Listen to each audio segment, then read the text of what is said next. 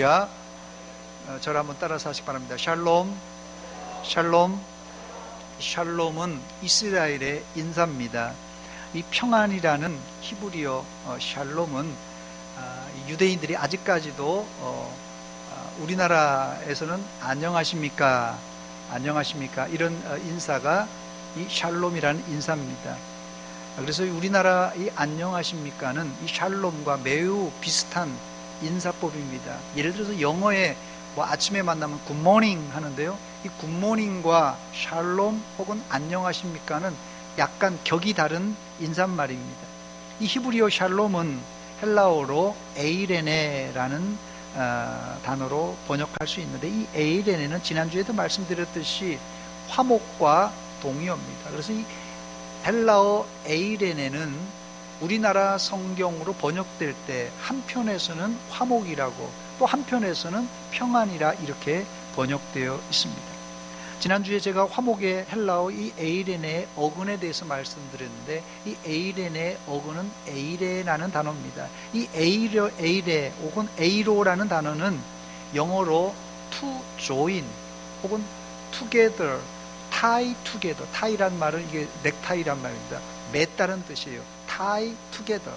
그래서 두 개의 이 분리된 객체가 합쳐져서 하나가 된다라는 뜻이 이 평안 혹은 화목의 어근이 되는 에이로라는 단어의 뜻입니다. 이 평안은 단순히 전쟁이 없는, 우리가 생각할 때는 전쟁이 없는 상태, 평화 상태, 혹은 전쟁이 없는 고요한 상태를 평안, 평화라 이렇게 말합니다만은, 성경이 말하는 평안은 그 고요한 상태를 넘는 본질적인 관계 회복을 의미하는 말입니다. 그러므로 인간이 화목 혹은 평안을 누리려면 세 가지 관계 회복이 먼저 이루어져야 되는데, 첫째는 누구와예요? 하나님과의 화목을 이루어야 되고, 두 번째로는 깨어진 사람들과의 화목이 이루어져야 되고, 세 번째로는 이 훼손된 자연과도 이 화목이 이루어져야 그때 비로소 인간은 하늘 평안을 체험할 수 있다는 말입니다. 오늘 이 평안이 여러분 마음속에, 여러분 가정에 임하시기를 먼저 주의 이름으로 축원합니다. 실제로 그렇다면 이 평안을 우리 안에 어떻게 실생활에서 이제 누리고, 또한 그것을 어떻게 이 평안을 사용할 것인가 오늘 살펴보기를 원하는데, 본문에 예수님께서는 70인의 전도인을 세우시고 각 동네로 파송하는 장면이 본문의 장면입니다. 본문 1절입니다. 그 후에 주께서 따로 70인을 세우사 친히 가시려는 각 동네와 각 지역으로 둘씩 앞서 보내셨다 말씀합니다. 여기 1절에 그 후에 이렇게 말했는데, 그 후에란 앞장 누가복음 9장 전체를 받는 말입니다. 자, 그렇다면 이 10장 앞에 있는 이 9장 전체에 어떤 내용이 있습니까? 여러 가지 내용이 많은데 그 중에 제일 핵심되는 내용은 예수님께서 12제자를 이 누가복음 9장에서 세우십니다. 12제자를 세우신 후에 그들에게 성령의 권능을 주어서 복음을 전하기 위해 각 동네로 보내십니다. 제자들은 이런 전도 실습을 통해서 아주 좋은 전도의 결과를 얻어 예수님께 돌아와 보고를 합니다. 그리고 12제자와 별도로 오늘 10장에 들어와서는 따로 70명을 세워서 전도인으로 보내게 됩니다. 자, 그래서 그 후에라는 말은 12제자에게 이제 전도를 시키고, 또 그 후에 이제는 더 확장되어서 70인의 전도인을 세워서 전도했다는 말이 바로 그 후에라는 그런 뜻입니다. 본문 17절에 보면은 이 70인이 또 전도대원들이 나아가서 전도를 했는데, 그리고 돌아와서 예수님께 보고한 내용이 대단한 보고입니다. 70인이 기뻐하며 돌아와 이르되 주여 주의 이름이면 귀신들도 우리에게 항복하더이다, 이렇게 보고를 합니다. 제자들의 전도 결과는 아주 대단했습니다. 가는 곳마다 질병이 치료받고, 가는 곳마다 귀신과 마귀가 쫓겨나는 역사가 일어났습니다. 그러니 이 소문이 삽시간에 전국에 쫙 퍼지게 되었습니다. 이때 유대 왕궁에서 난리가 났습니다. 요즘 같으면 청와대에서 비상이 걸린 것이에요. 본문 7절 말씀 보니까 분봉왕 헤롯이 이 모든 일을 듣고 심히 당황하니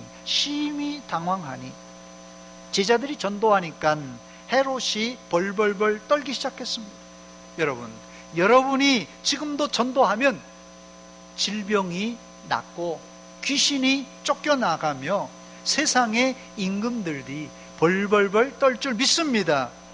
예수님은 70인의 전도자들에게 이 복음의 핵심인 하나님의 나라, 이 복음의 핵심인 하나님의 나라를 전하는 것도 중요하지만 현재 고통당하는 육신의 질병을 고치고 귀신을 쫓아내므로 하나님의 나라는 꼭 미래에 죽어서 들어가는 나라가 아니라 지금 이 땅에서도 체험할 수 있다고 말씀하셨습니다. 본문 9절 말씀입니다. 거기 있는 병자들을 고치고 또 말하기를 하나님의 나라가 너희에게 어떻게 해요? 가까이 왔다 말씀하십니다. 예수님은 단지 제자들에게 하늘나라가 가까이 왔다고 말하지 않고 당장 눈에 보이는 병도 고치며 하나님의 나라가 가까이 왔다 이렇게 말씀하셨습니다. 기독교의 복음은 단지 죽어 천당에 가는 것으로 한정되지 않고 지금 여기서 하나님의 나라를 체험해야만 합니다. 그래서 예수님은 가는 곳마다 하나님의 나라를 설명하기 전에 질병을 먼저 치료하셨습니다. 그런데 문제는 육신의 질병은 한번 치료받아도 또 아프고 또 아픕니다. 나이가 들면 아픈 데가 아주 골고루 사방군데가 다 아픕니다.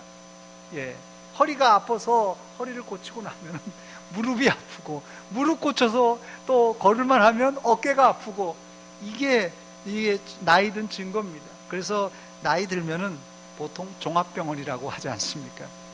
그래서 예수님은 전도할 때 일시적인 육신의 치료도 하지만은 본질적인 치료를 하셨습니다. 그게 무엇입니까? 그게 바로 마음의 치료, 영혼의 치료입니다. 그렇다면 예수님은 우리 마음과 영혼을 어떻게 치료하셨습니까? 첫 번째 그 방법은 평안을 선포하십니다. 평안을 선포하셨어요. 평안을 너에게 주노라. 같이 부릅시다. 세상이 줄 수 없는, 세상이 알 수도 없는 평안, 평안,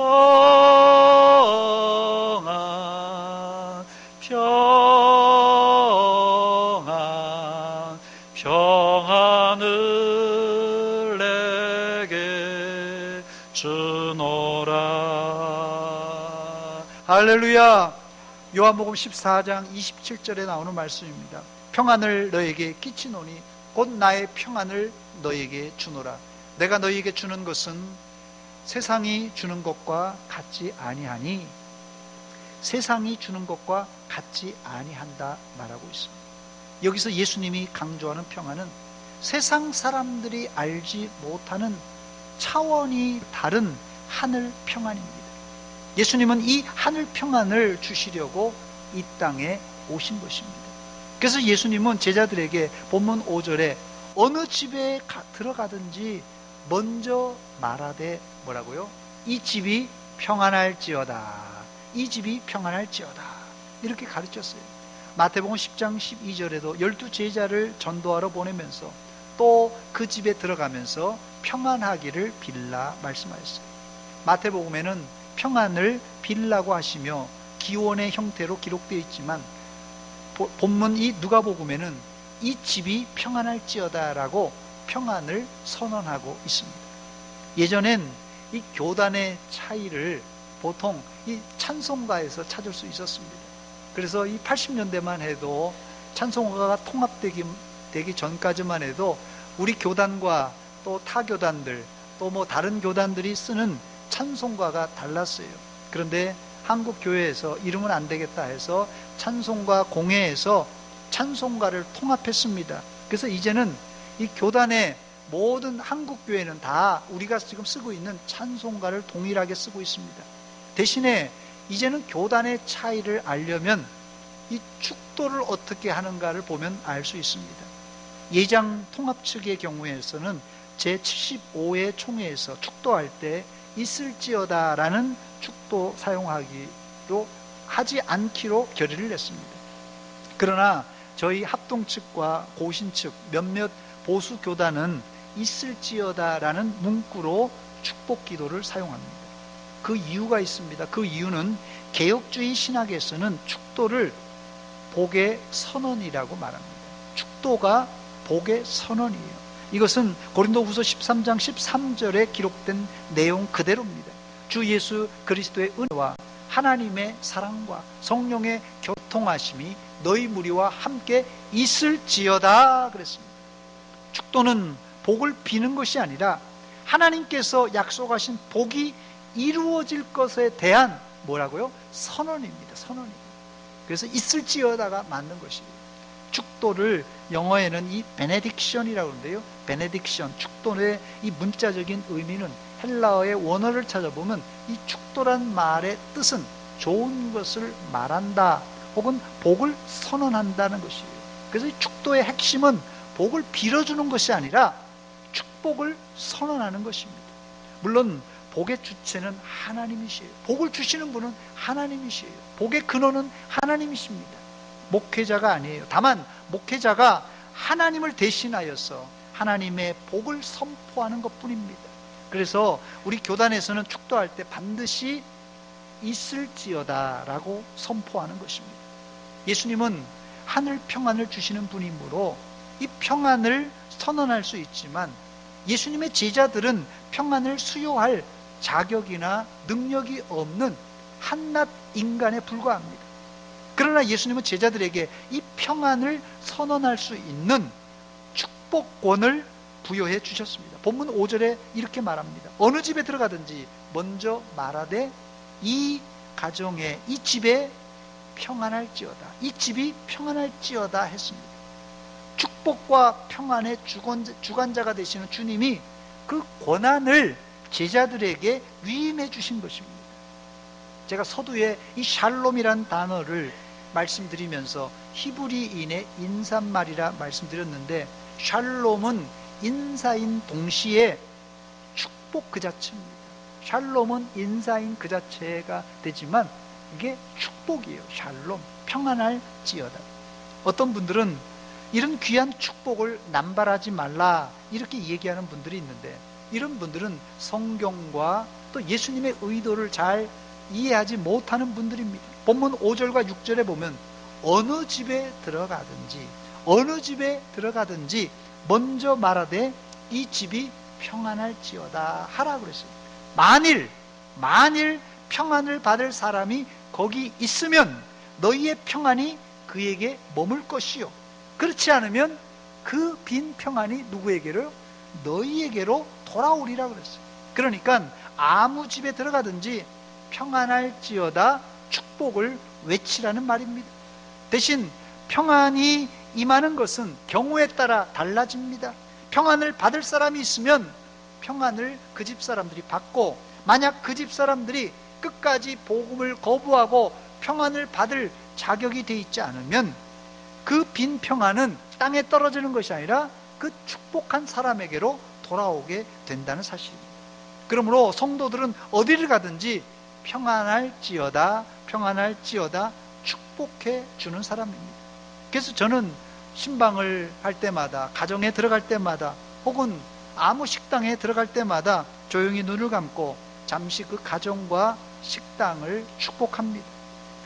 축복했는데 합당하지 않으면 내가 빈 그 축복을 이제 내가 받게 되기 때문에 하나도 손해날 것이 없습니다.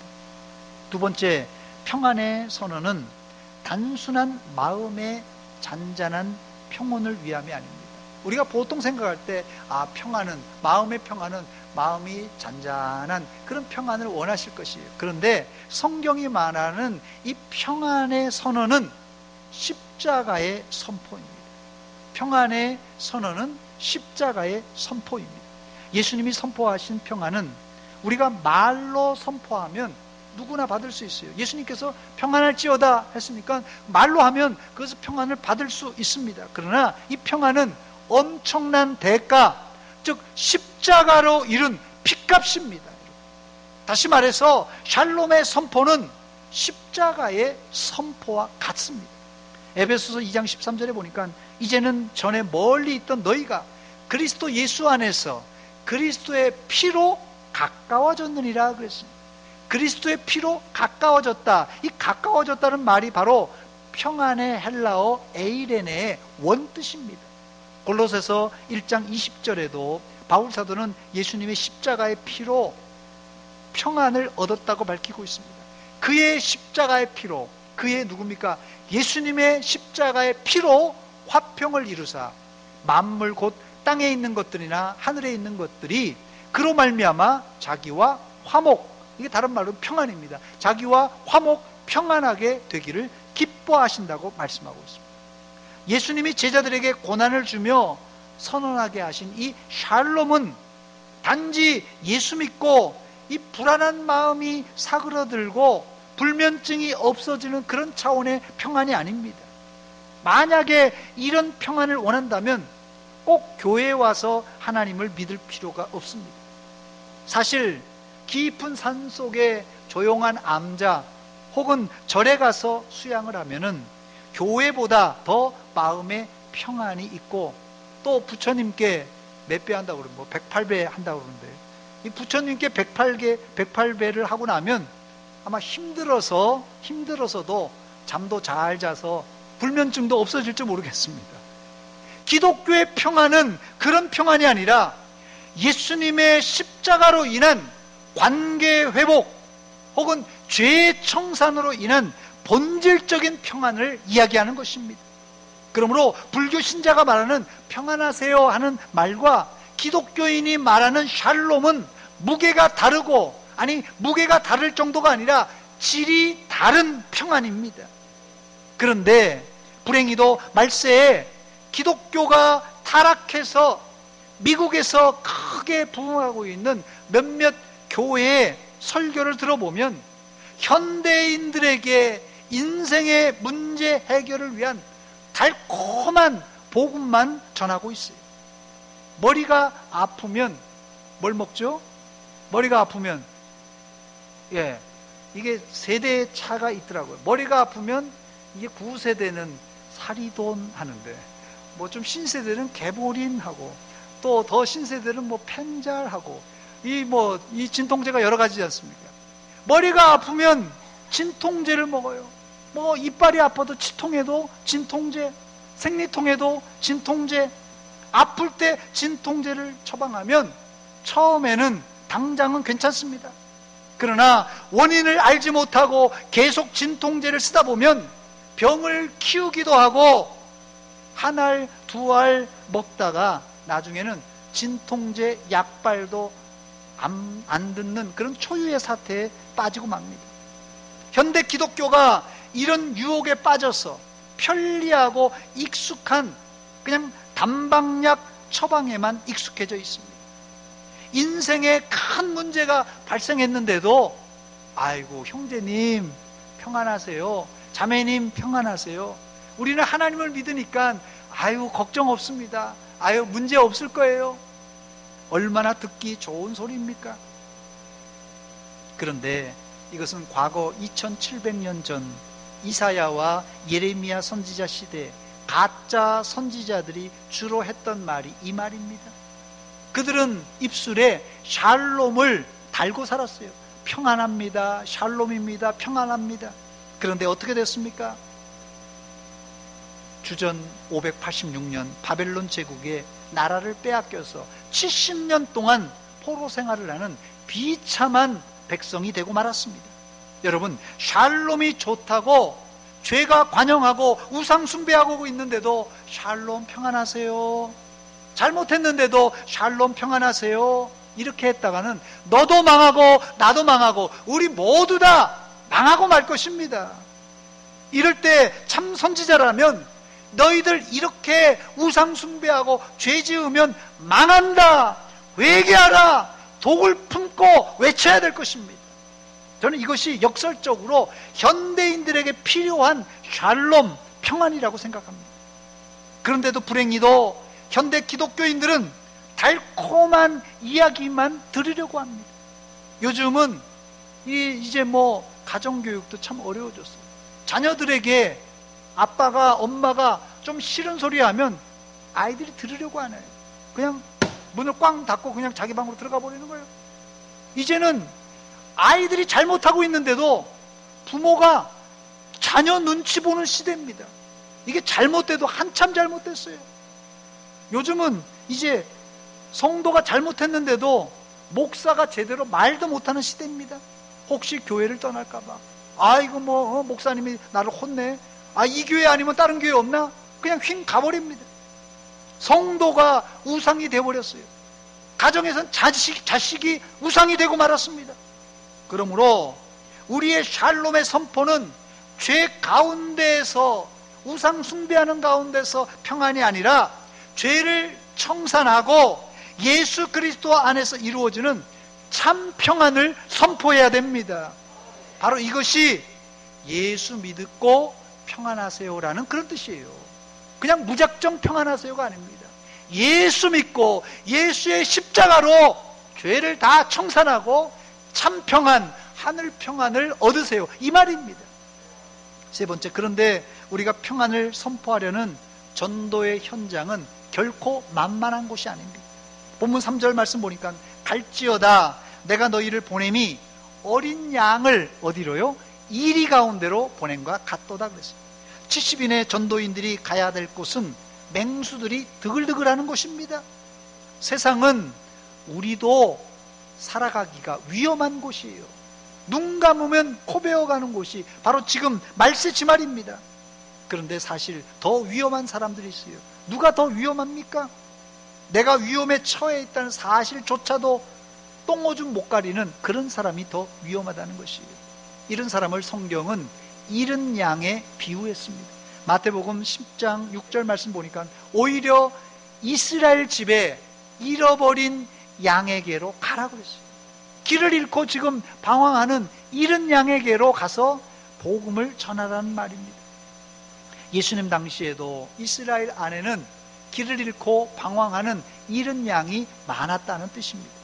말세지말에 우리 주변에, 아니 우리 주변뿐만 아니라 우리 가족 안에도 목자의 음성을 듣지 않고 엉덩이에 뿔이 난 양떼들이 많이 있습니다. 제멋대로 울타리를 이탈하고 길을 잃고 방황하고 있습니다. 문제는 이들에게 그렇게 많은 여유 있는 시간이 없다는 것이 문제입니다. 언제 맹수들이 낚아채 갈지 모르기 때문에 그렇습니다. 그래서 주님은 전도하러 나가는 제자들에게 뱀같이 지혜롭고 비둘기같이 순결하라고 당부하였습니다. 마태복음 10장 16절 말씀입니다. 보라 내가 너희를 보냄이 양을 이리 가운데로 보냄과 같도다. 그러므로 너희는 뱀같이 지혜롭고 비둘기같이 순결하라고 그랬습니다. 저를 한번 따라서 하시기 바랍니다. 뱀같이 지혜롭고 비둘기같이 순결하라. 네 번째로 전도하는 사람의 생업을 하나님이 책임져 주십니다. 아멘. 전도하는 사람의 생업을 하나님이 책임져 주십니다. 본문 4절 말씀입니다. 전대나 배낭이나 신발을 가지지 말며 그랬습니다. 마태복음 10장 10절엔 여행을 위하여 배낭이나 두벌 옷이나 신이나 지팡이를 가지지 말라. 이는 일꾼이 자기의 먹을 것 받는 것이 마땅함이라 그랬습니다. 전도하는 자는 하나님이 먹여주고 입혀주겠다는 약속입니다. 제 동기 목사들 중에 신학교 다니면서 벌써 교회를 개척하신 분들이 몇 분 계신데, 그때가 저희 나이 또래가 이제 20대 후반이에요. 20대 후반, 30대 초반일 때인데 20대 후반 결혼하고 또 자녀를 하나 둘 낳고 교회를 개척했으니 매일 끼니를 걱정할 때였어요. 30년 전에 뭐 풍족한 게 없었지 않습니까? 그런데 이제 그 목사님들 간증, 사모님들 간증을 들어보면 누가 되었든지 이제 먹을 것을 공급해 주고 입을 것을 공급해 주었다는 간증, 은혜로운 간증을 여러 차례 들었습니다. 지금이야 이런 이야기를 우리가 뭐 은혜롭게 평안하게 들을 수 있지만 30년 전 개척하면서 당장 먹을 것이 없는 상황에서 얼마나 기가 막혔겠어요. 목사님도 그렇겠지만 사모님들과 또 자녀들이 얼마나 기가 막혔겠습니까? 그런데 은혜로운 결말입니다. 하나님께서 먹이고 입혀주시고 한 번도 굶지 않게 해주시고 이렇게 30년 만에 교회가 부흥됐습니다 하시는 목사님들이 있습니다. 작년에 우리 교회 대전 중북교회에서 심호하시는 우리 송경호 장로님께서 오셔서 전도 간증을 한 적이 있습니다. 오후 예배 오셔서 전도 간증을 하셨습니다. 저기 이 대전 IC 가다 보면 오른쪽에 산 위에 있는 언덕 위에 있는 교회가 대전 중북교회입니다.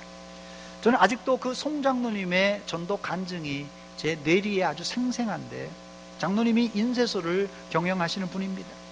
그 교회에서는 총력 전도 주일이라는 이름으로 전도를 했다고 합니다. 이 총력 전도 주일을 위해서 처음 이 목사님께서 아마 강단에서 이렇게 뭐 그땐 써내려는 게 없이 그냥 구두로 말씀하셨다고 합니다. 여기 태신자를 작정할 사람들, 전도 대상자 작정할 사람들 300명 있습니까? 하니까 아무도 손을 안 들더래요. 근데 이 송장로님이 그때 집사 때인데 그냥 그게 30명인가 생각하고 손을 번쩍 들었다고 합니다. 그 집에 와서 보니까 그 옆에 권사님이 아니 여보 어떻게 하려고 300명 전도하는데 손 들었습니까? 하는데 나는 30명인 줄 알고 손 들었어. 이제 그랬는데 기도하면서 감동이 있어서 이 전도 인원을 수정했다고 합니다. 이 태신자 인원을 수정해서 그 다음 주에 500명 하기로 목사님께 이야기를 했다고 합니다.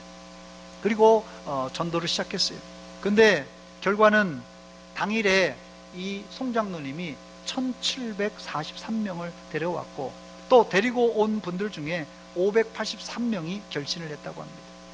이 송장로님은 총력 전도 주의를 위해서 한 달 동안 인쇄소를 하는데 밀린 인쇄는 그냥 그 주에 다 해주고 한 달 동안 인쇄소 문을 걸어 잠그고 전도를 하셨다고 합니다. 그때 하신 말씀이 뭐냐면요, 간증할 때 하신 말씀이 내가 교통사고 나서 꼼짝없이 한 달 동안 병원에 입원한 셈 치고 문 닫고 전도했습니다 하는 것이 간증이에요.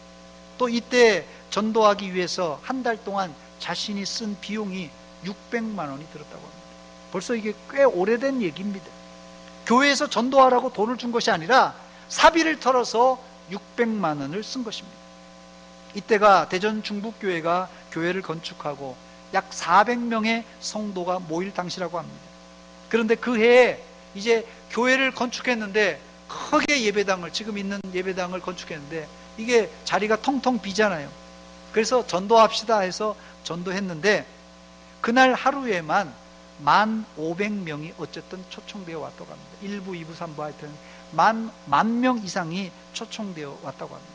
그 이후 400명 모이던 교인이 700명 모이는 교회로 부흥했다고 합니다. 저는 여러분들에게 송장로님처럼 한 달 생업을 포기하고 문 닫고 전도하거나 혹은 600만 원의 경비를 써서 전도하라고 하지는 않겠습니다. 다만 이번 미랄 추수 전도 잔치를 위해서 단돈 얼마라도, 뭐 5,000원도 줬고 10,000원도 줬습니다. 단돈 얼마라도 내 주머니에서 털어서 태신자에게 밥을 한 끼 사주든지 혹은 차 한 잔 정도는 사줄 수 있지 않습니까? 이렇게 해달라는 부탁입니다. 또 한 달 생업을 포기하는 일은 쉽지 않기 때문에 장사하는 분들이 있다면 전도를 위해서 딱 하루라도 문을 닫고 전도해 보시고, 또 직장 다니시는 분들은 하루 정도 휴가를 내서 전도하는데 힘을 써 주시기 바랍니다. 아멘을 아무도 안 하십니다. 일부 때도 아멘을 안 하시더라고요. 이게 전도가 그렇게 어려운 겁니다. 사실 이게 한 달 동안 인쇄소 문을 닫고 또 자기 사비를 600만 원 털어놓는 거, 이거 뭐 불가능한데 한 분이 있습니다. 자, 그렇다면 우리가 그 정도는 못 내더라도 흉내 정도는 내야 되지 않겠습니까? 한 영혼이 천하보다 귀합니다. 우리가 내 사비를 털어서 하루 휴가를 내서 한 영혼만 구원할 수 있다면 그것은 대단한 성공입니다, 여러분.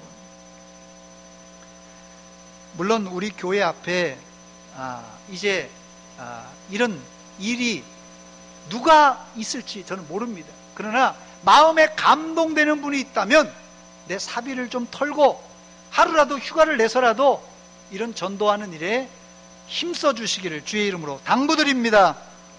이런 각오하는 사람에게 하나님이 뭘 책임져 주신다고요? 하나님이 생업을 책임져 주실 줄 믿습니다. 이게 바로 본문에서 말하는 전도인의 자세입니다. 이제 말씀을 마치겠습니다. 말씀을 마치며 오늘 본문을 통하여 전도의 아주 중요한 테크닉을 하나 배우게 되는데, 예수님이 제자들에게 가르쳐 주신 방법입니다. 이것은 사실 전도의 방법론이 아니라 전도의 본질이라고 이야기할 수 있습니다. 이제 어떻게 전도해야 되는가, 여러분 방법을 아시겠습니까? 사실 처음 만난 사람에게 또 뭐 자주 얼굴 보는 사람에게 이 전도의 말, 그냥 일반 얘기는 꺼내기 쉬운데 전도하는 말을 꺼내기는 참 어렵습니다. 그런데 어떻게 꺼내라고요? 처음 만나는 사람들에게 무조건 샬롬, 평안을 선언하시며 축복해 주시기 바랍니다. 평안을 선포하고 축복해 주는데 싫어할 사람 아무도 없습니다. 모르는 가정에 들어가서도 이 가정에 평안이 있을지어다, 뭐 소리내서 안 할지라도 묵상으로도 이 가정에 평안이 있을지어다, 이렇게 축복해 주시기 바랍니다. 그것은 내가 하는 게 아니라 예수님께서 위임해 주신 것이에요. 예수님의 이름으로 축복해 주는 것입니다. 그 축복이, 그 평안이 합당하면 그 사람에게 축복과 평안이 임할 것이고, 만약에 합당하지 않으면 그 축복과 평안은 내게 돌아오기 때문에 우리가 손해날 거 하나도 없습니다. 이사야 9장 6절에 보면 나실 메시아 예수님에 대한 예언이 기록되어 있는데, 예수님은 누구라고 얘기하면 여러 가지로 표현하는데 그 중에 하나가 예수님은 평강의 왕이라고 말씀하였어요. 예수님은 평강을 주관하시는 왕입니다. 왕이란 말은 모든 걸 통치하고 주관한다는 것이에요. 뭘요? 평안을 통치하고 평안을 주장한다는 것이에요. 그 평강의 왕의 통치를 받는 사람들은 모두 평강을 누리게 되는 것입니다. 그러므로 아무리 건강하고, 예수 안 믿는 사람들 중에 아무리 건강하고 돈이 많고 출세한 사람일지라도 이 평강의 왕을 모르면 마음속에 불안과 염려, 걱정, 노이로제, 불면증에 시달릴 수밖에 없습니다. 그래서 이사야 57장 21절에는 내 하나님의 말씀에 하나님을 모르는 악인에게는 평강이 없다 그랬어요. 악인에게는, 하나님을 모르는 사람에게는 아무리 돈 많고 아무리 명예가 높고 지식이 많고 아무리 세상 것을 많이 가지고 있을지라도 뭐가 없다고요? 평강이 없다는 것입니다. 이게 바로 영적 공식이에요. 두말하면 잔소리입니다. 돈 많아서 저 행복하겠다, 저렇게 출세해서 좋겠다, 아니에요. 예수 안 믿으면 그 사람에게, 그 집안에 평안이 없습니다. 이게 영적 공식입니다.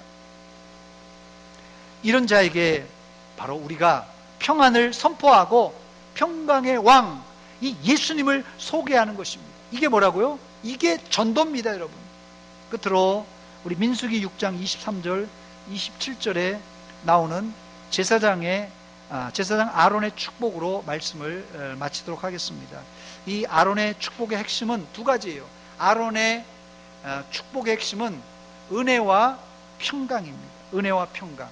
제가 1부 때 이 무반주로 노래를 불렀다가 망신을 당했는데, 그래서 지금 우리 피아노 반주랑 바이올린 반주를 좀 부탁을 드렸습니다. 한번 전주를 주시기 바랍니다. 같이 한번 부르겠습니다.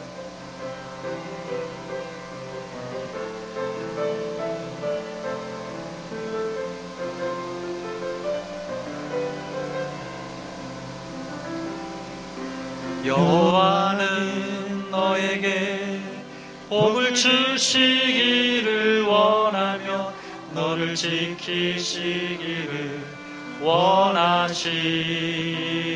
여호와는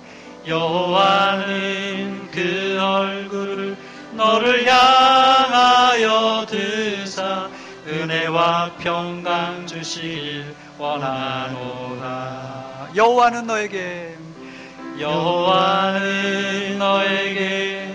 복을 주시기를 원하며 너를 지키시기를 원하시. 여호와는 그 얼굴을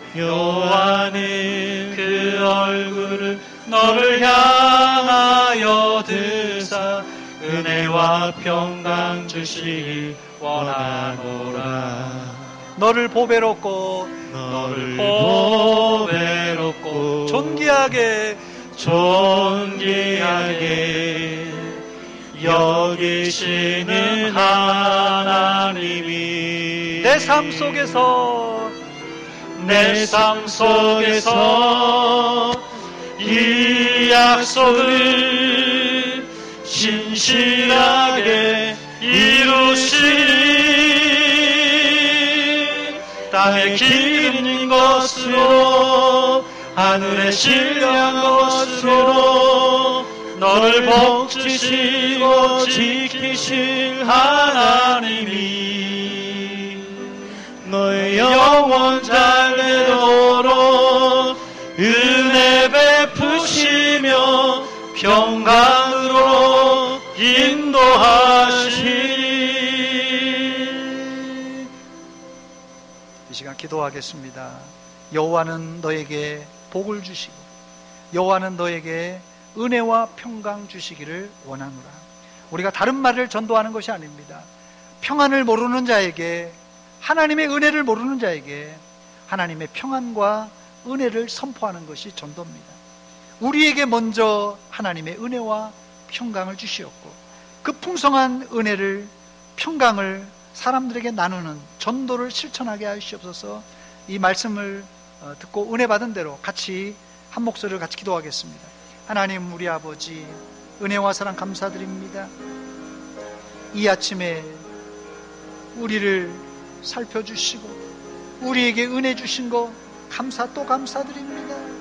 아버지, 하나님, 우리가 무엇이간데 우리를 사랑해 주시고 은혜 베풀어 주시고 사랑해 주시고, 아버지, 하나님의 사랑과 하나님의 은혜와 하나님의 하늘 평안을 모르는 자들에게 평안을 선포하게 하시고 축복을 선포하게 하시고 복음을 증거함으로 말미암아 하늘의 평안을 하나님 저들에게 전달해 줄 수 있는 전도인들이 다 되게 하여 주시옵소서. 하나님, 우리가 약합니다. 부족합니다. 하나님 도와주시옵소서. 함께 하여 주시옵소서. 은혜 내려 주시옵소서.